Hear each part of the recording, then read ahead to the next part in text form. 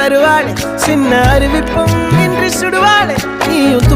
தும்மிடி ஆயுசு நூறாக என்னுயிர் உன்னோட பத்திர சொத்தாக என் பார்வை உன்னோடு உன் பொம்மை கண்ணோடு பேசாமல் விண்ணோடு நாம் மிதந்து போவோம் காதாரா அடியானோ நான் தாங்க மாறோடு